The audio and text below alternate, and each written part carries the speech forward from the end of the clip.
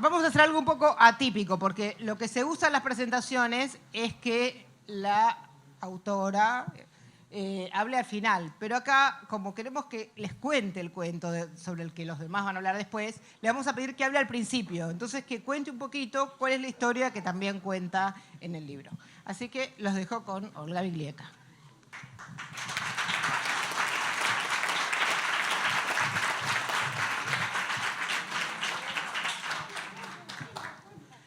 Hola compañeros, hola compañeras, hola amigos, amigas, hola mis amores.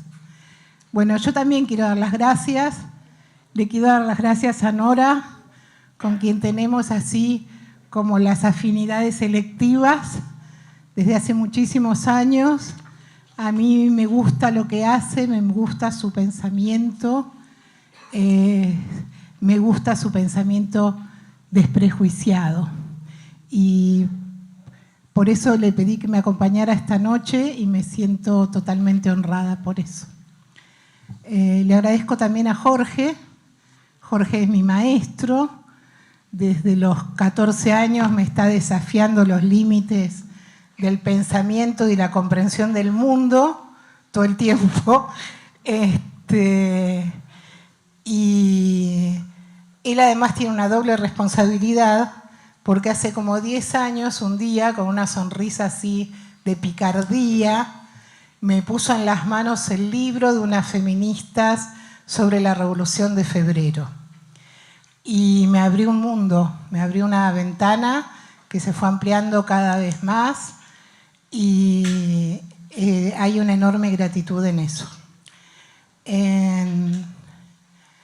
Lo que dice Pato es verdad. Si ella no hubiera estado pinchando días y días y días, yo no me hubiera atrevido a que estas reflexiones y investigaciones hechas por alguien que no es una investigadora académica ni nada por ese estilo estuviera impreso, pero bueno, hoy estoy muy contenta de haberle hecho caso y de que estemos acá. La Revolución de Febrero. Bueno, hasta que apareció el famoso libro del que hablo, Las parteras de la Revolución, para mí la Revolución de Febrero tenía el valor de haber sido el preludio de la de octubre, y no más que eso. Y cuando me acerqué a esta historia, me llamaron la atención distintas cosas. El cuento, como dice Pato, es un cuento sencillo. Para el Día de la Mujer Trabajadora de 1917, febrero, para el calendario ruso, hubo un pequeño acto en la barriada de Vibor, que era la barriada fabril más combativa de San Petersburgo. Sobre todo eran obreras textiles, trabajadoras textiles, las que participaron de ese acto. Y el responsable político las trató de convencer de que tenían que ser más disciplinadas, que tenían que obedecer a la dirección, que tenían que disciplinarse, que tenían que ser menos emocionales.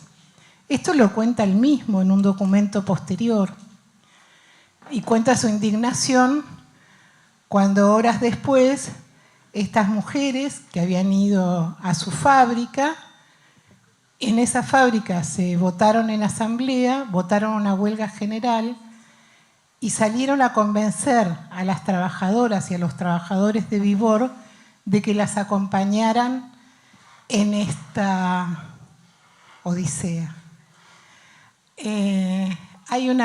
Seguramente hay una frase que casi todos nosotros escuchamos alguna vez y es: no busques a mamá que va a perder la paciencia.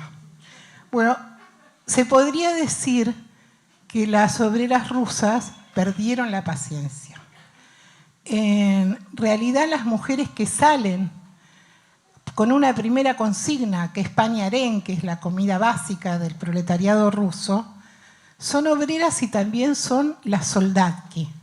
Las soldatki son las mujeres que tienen a sus hombres en el frente, a sus maridos o a sus hermanos o a sus hijos. Y muchas veces son obreras o campesinas también, pero eligen definirse a partir de esa identidad. Soldatka obrera, soldatka campesina.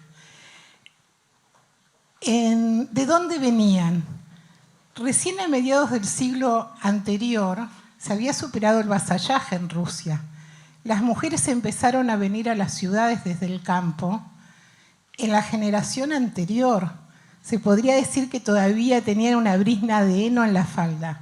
Y lo que seguro que tenían era el enorme peso de la Iglesia Ortodoxa rusa, de la superstición, de una ideología que había convertido al zar en el padrecito zar. Sin embargo, la situación de la guerra que había enviado a los hombres al frente había llevado a miles de mujeres a ocupar ese lugar dentro de la clase obrera de Moscú, de San Petersburgo o de las ciudades importantes rusias. No es que las rusas hasta ese momento hubieran estado sentadas, participaron de la Revolución de 1905, participaron de las jornadas huelguísticas de fines del siglo XIX, pero esta era, para febrero del 17 eran la mitad de la clase obrera de San Petersburgo. Y no solamente estaban en los lugares tradicionales que ocupaban las mujeres, que era la industria textil, la industria del caucho, sino que eran ya la mitad de los trabajadores, por ejemplo, de la fábrica Putilov, la metalúrgica, la fábrica de armas, que era como una ciudad de 30.000 trabajadoras. Junto con las soldatki y con las obreras, ¿quiénes estaban?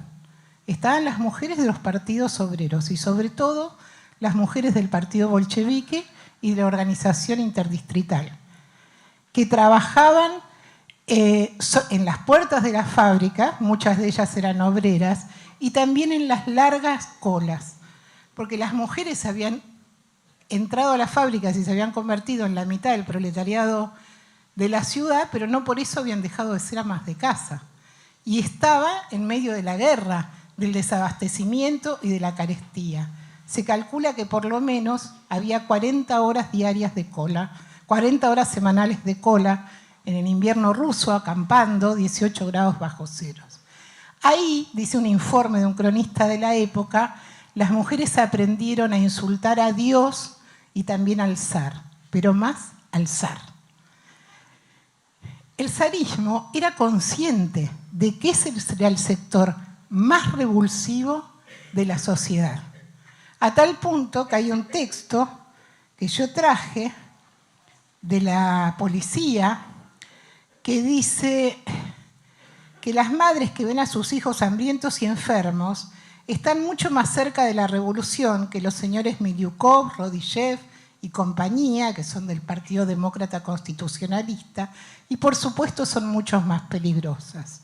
Sin embargo, hay una mirada sobre esas mujeres que es una mirada realista también, y es que ellas son la parte más atrasada del combativo proletariado ruso. Hay el doble de analfabetismo entre las trabajadoras que entre los trabajadores, el peso de la iglesia está presente. Sin embargo, hay un cambio, la guerra va a producir un cambio cultural vertiginoso que convierte a esas muchachas en guerreras de la puerta de fábrica. Las analfabetas se juntan con la que sabe leer para poder leer los boletines o los volantes, aprenden a escribir y aprenden a leer para poder participar de ese proceso. Ya a la altura de febrero había habido asaltos a trenes, almacenes para procurar alimento para sus familias. Esta huelga que empieza, algunos consideran de manera espontánea, y yo creo que es una información bastante controversial, porque esta revolución espontánea tenía postas sanitarias previstas, en el librito está con nombre y apellido las militantes que se ocupaban de la distribución de las armas, por ejemplo. Tomaron por asalto las otras fábricas, cuando no les abrían la puerta, tiraban piedras y leños y entraban a la fuerza para convencer a sus compañeras y compañeros de clase que los acompañaran. Y las soldati y las obreras hicieron algo más, obraron el milagro de poder desbloquear los regimientos del zar, los regimientos que estaban acantonados para defender a la autocracia, no pudieron plantarse frente a esas mujeres. Hay testimonios bellísimos, por ejemplo, una de las responsables del partido bolchevique de la barriada de Vibor encara directamente al jefe de los cosacos. Los cosacos son el regimiento más salvaje, los de los pogroms, los que partían a los obreros de un sablazo, y el jefe de los cosacos, ya algunos de su tropa empezaban a bajar las armas. El jefe de los cosacos interpela y le dice: una mujer no da indicaciones a un hombre. Y la que se cuelga del caballo le dice: mis hermanos están en el frente. Y le rompe la cabeza. Le rompe la cabeza, por supuesto, esto no es un camino de rosas, hay enfrentamientos, hay muertos y demás, pero hay un camino que es el camino hacia el derrocamiento del zarismo. O sea, eso es lo que logra esta huelga general, a la que se suma toda la población obrera de San Petersburgo, los estudiantes y demás. ¿Quiénes son, además? Hay un personaje que a mí me parece muy ilustrativo y me resulta totalmente querible, que es Rodionova. Rodionova es una chica analfabeta, hija de 2 obreros analfabetos, que ha tenido la ventaja de poder aprender a manejar tranvías. Manejar tranvías estaba vedado a las mujeres, solamente los podían limpiar. Pero como los que saben manejar se han ido al frente a manejar camiones y tanques, entonces las chicas empiezan a manejar tranvías.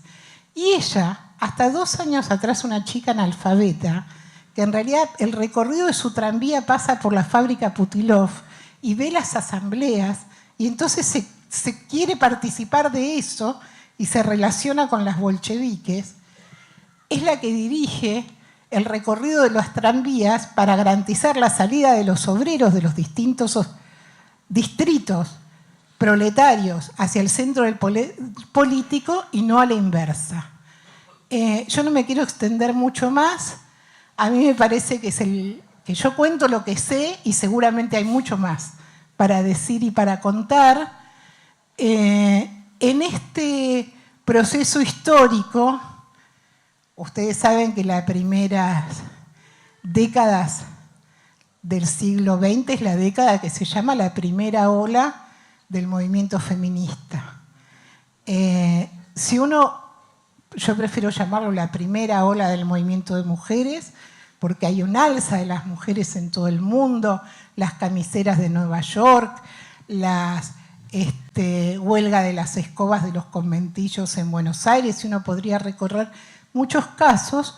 Se podría pensar que es un punto muy alto de ese movimiento la Revolución de Febrero, porque la Revolución de Febrero va a abrir el camino de la Revolución de Octubre. En esos meses, en esos 8 meses, entre febrero y octubre, la mayor cantidad de conflictos obreros van a ser del sector más plebeyo de la clase obrera, de las mucamas, de las lavanderas. Gonchorskaya es una bolchevique que dirige la huelga de lavanderas, y eso se explica porque el gobierno burgués, el gobierno provisional que ha tomado el poder después de la revolución, es un gobierno decidido a continuar la guerra. ¿Sí? Las obreras no se dirigen a él, las obreras se dirigen a los soviets. Los soviets igual están dirigidos por mencheviques, que también quieren continuar la guerra. Pero nada han ganado en ese proceso. Y eso es lo que permite que masivamente se vuelquen hacia el partido bolchevique, que es el único partido que promete que cuando los soviets tomen el poder en la guerra va a haber terminado.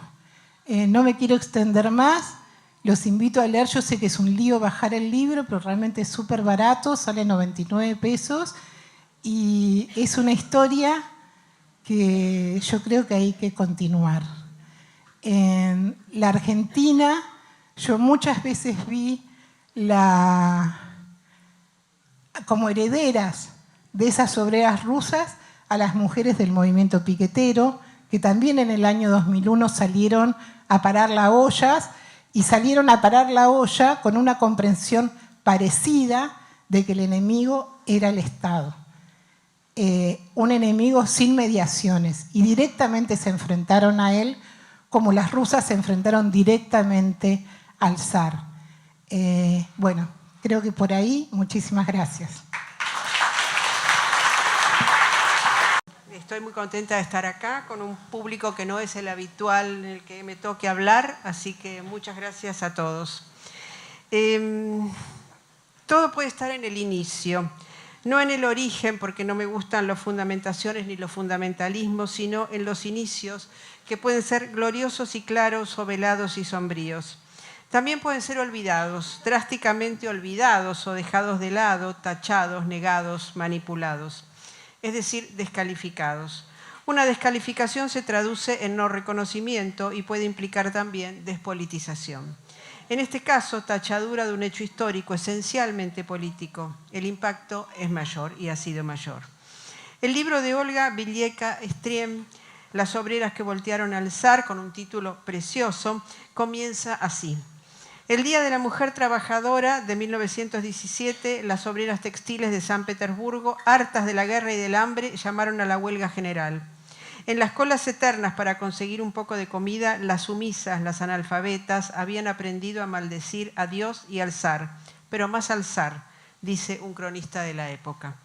La Revolución de Febrero, esa revolución de mujeres, suele ser descalificada por despolitizada y espontánea. A nadie se le hubiera ocurrido que ese sería el primer día de la revolución, escribió Trotsky. Sin embargo, ellas sumaron a la huelga a toda la clase obrera, disuadieron a los regimientos enviados a reprimirlas, derribaron centurias de autocracia y abrieron el camino de la Revolución de Octubre. Entramos a este libro así, de una manera clara, contundente, sin ambigüedades, porque hay inicios que son así, potentes, brillantes, seguros. Olga nos habla de un comienzo y cómo ese comienzo fue descalificado por espontáneo y despolitizado. ¿A cuento de qué? Porque estuvo en manos de mujeres. Esa sería la respuesta más básica. Eran épocas en que estas voces y sus luchas no tenían el plus que daba la razón, la intelectualidad política, la fidelidad a las razones de un partido, que por otra parte las impulsaba a no realizar estas acciones por sí solas, sino a plegarse a las huelgas programadas por el partido bolchevique o por los socialistas. Furiosas por el hambre, apasionadas por la pelea y el reclamo, sacudidas por una ignorancia que supuestamente para los otros les impedía actuar con inteligencia, un grupo de obreras textiles se rebelaron contra la injusticia política y social y conmovieron desde esos cuerpos subjetivados por la contienda justa y supuestamente no racionales el tablero de las condiciones políticas de la Rusia zarista. El tiempo y la historia no pudieron ocultar del todo el hecho, pero sí colocarlo entre telones que borraban su verdadera dimensión. Olga Villéca vuelve a iluminarlo y tal vez habría que medir la importancia de esta vuelta, de este regreso al significado de esa fuente, en épocas y en espacios donde las luchas feministas se pueden nombrar con todas las letras. No se trata de enfocar un anacronismo, sino de resignificar un pasado y un horizonte de luchas, de armar un trazado genealógico y, en todo caso, de prestar atención no solo al episodio, que es bueno recordar en sí mismo, sino a las acciones que le siguieron en el resto del mundo, que fueron muy largas, como larga fue también la indiferencia y la desvalorización misógina, con algunas excepciones. En el relato de Olga sobresalen las escenas de encuentros iniciales entre las futuras compañeras, las demandas, los cuerpos juntándose, las consignas, pan y arenques, el hambre como el primer detonador, pero luego la expansión de las injusticias transformadas en reclamos. Basta de guerra, paz y abajo la autocracia. Las mujeres avanzaron de a decenas de miles hacia el centro del poder político y lo pulverizaron. Estoy citando el texto. Y Olga sigue.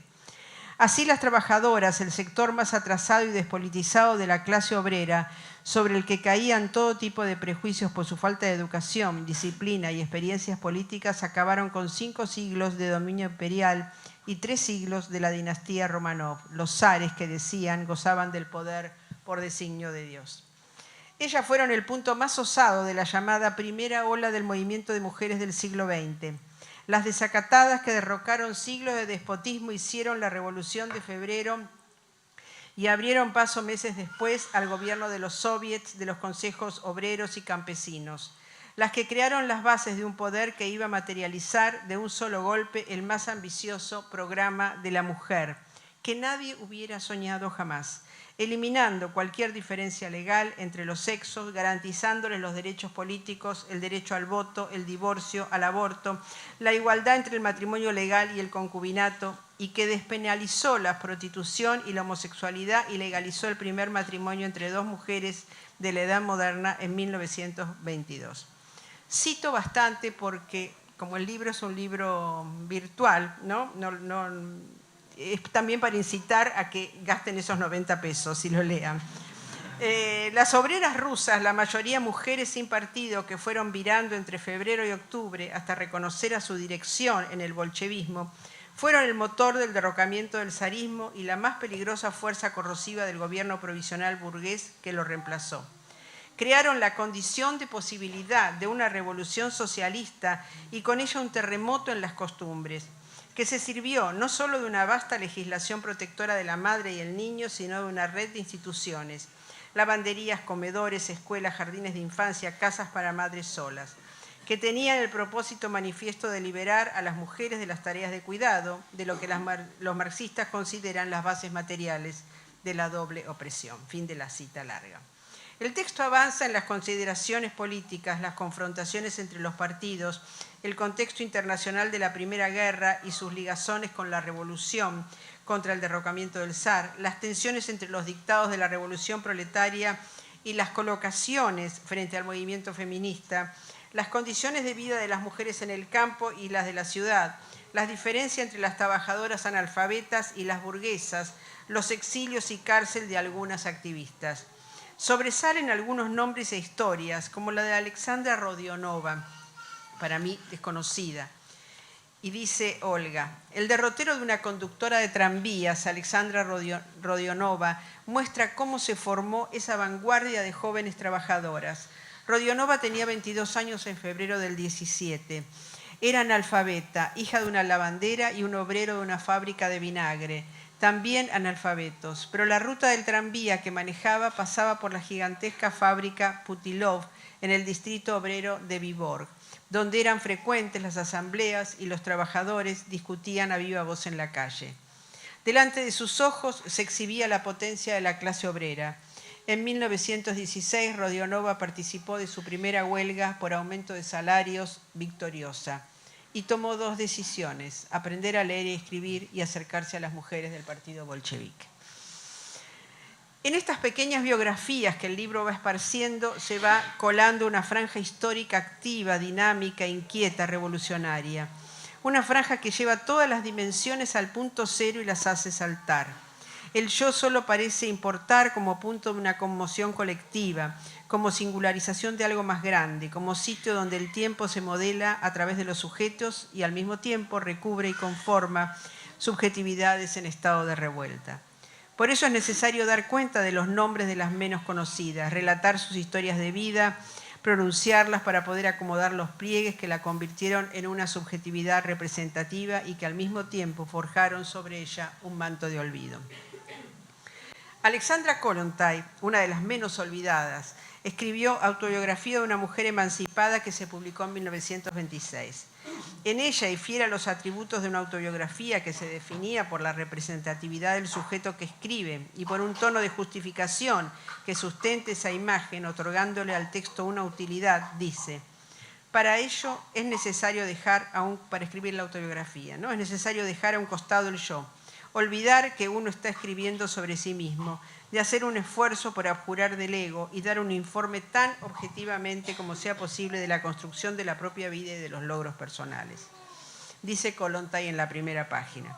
Salir a la lucha, enfrentar la revolución para lograr que el yo y los otros renueven la índole de los lazos económicos, sociales, familiares, de pareja y otros. Salir a la empresa de la escritura para convertirla en el espejo de un yo que se hizo en la lucha por la emancipación y que puede diluirse en el relato social y político si no se le da una forma apropiada. Kollontai a los 26 años abandonó todo y se marchó a continuar sus estudios marxistas en la Universidad de Zúrich. Trabajó como escritora, fue propagandista por la clase obrera y contra el feminismo de su época al que acusaba de burgués. No fue ciega a la opresión de las mujeres proletarias y campesinas. Cuando regresó a Moscú en 1917, participó del primer gabinete bolchevique y entendió que no bastaba la abolición de la propiedad privada y la incorporación de la mujer a la producción para que se instalara necesariamente una revolución de la vida cotidiana, de las costumbres y de las relaciones entre sexos. Imaginó una mujer nueva, no definida por sus relaciones sentimentales. Prefirió, por sobre todas, a la obrera de vanguardia. La mujer nueva era, por definición, una trabajadora productiva, pero tenía también otras urgencias: poder disponer de su cuerpo, procurar acercarse a sus deseos para así instalarse en proyectos nuevos. El programa que se propusieron fueron, desde todo punto de vista, absolutamente revolucionario. Retomo la cita anterior, que está casi al comienzo del libro, para recordarlo.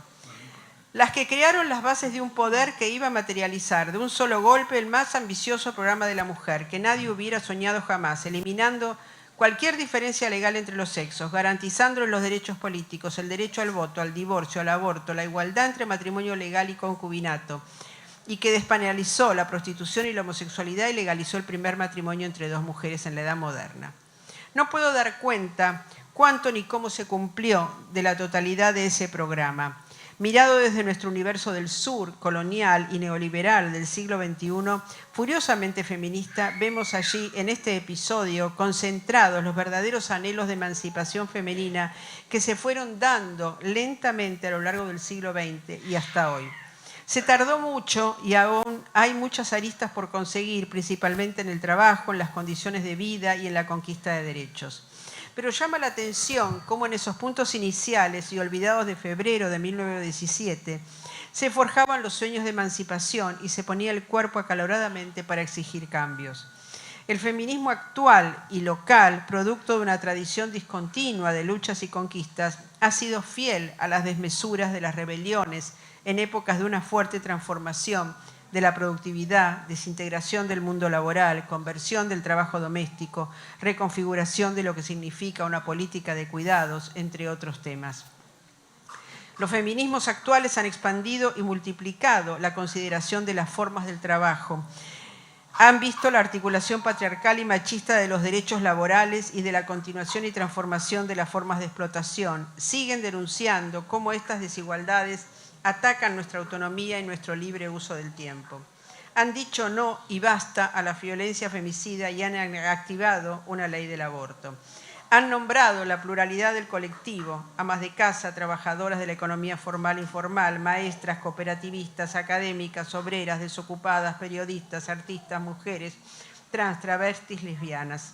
Estoy citando, y me quedo ahí en la enumeración, al manifiesto del colectivo de Ni Una Menos de 2016, Nosotras Paramos, llamamiento al primer paro nacional de mujeres del 19 de octubre del 16.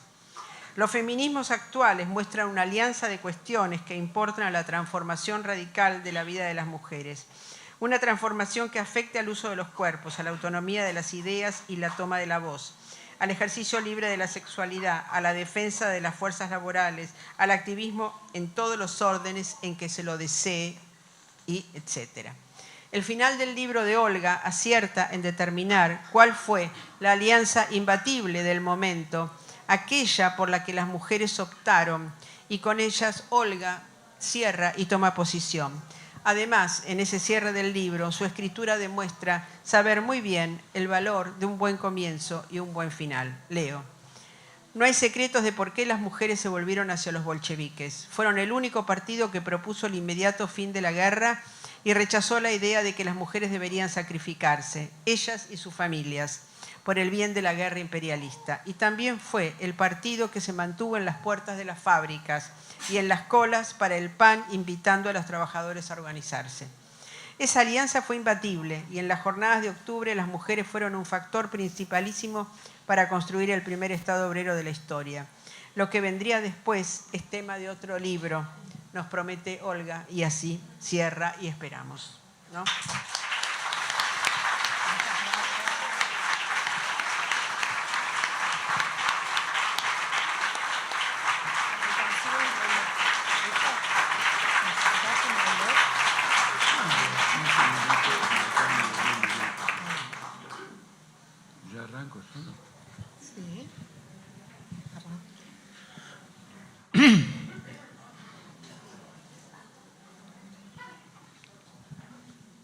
Cualquier adversario político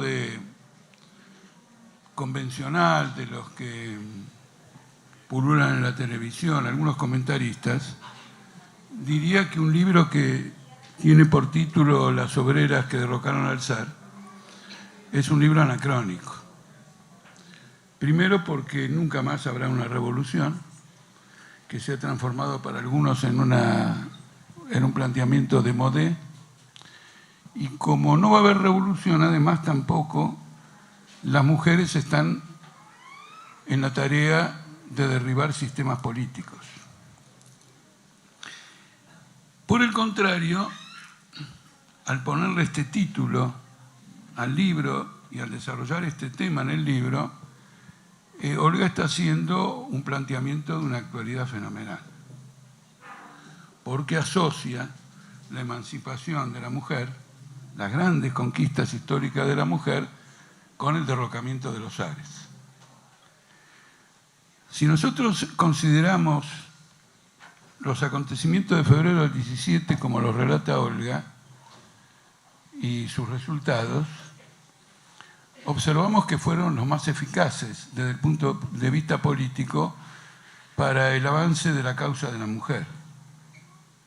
Este es el tema que interpela todo el debate.